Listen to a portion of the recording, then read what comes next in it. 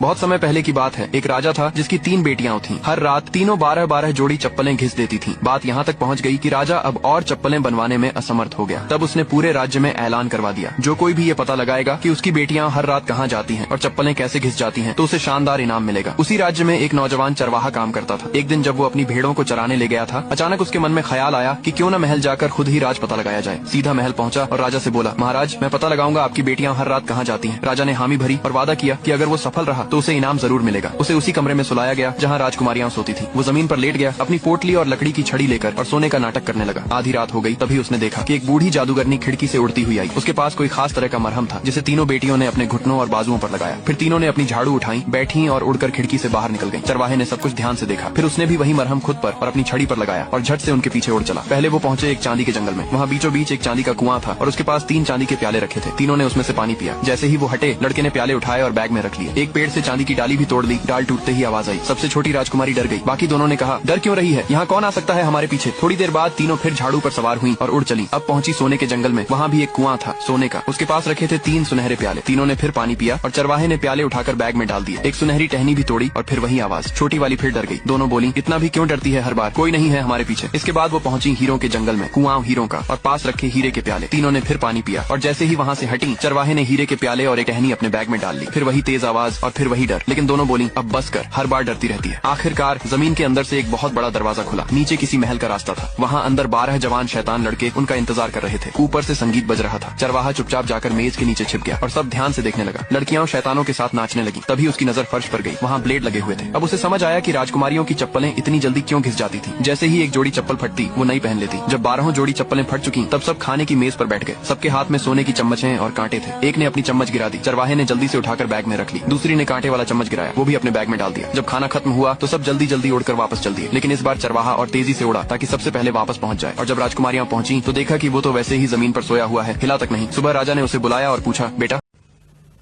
क्यों नहीं हो रही पढ़ाई? एग्जाम बगल में आ गया है, लाइफ में कुछ करना है।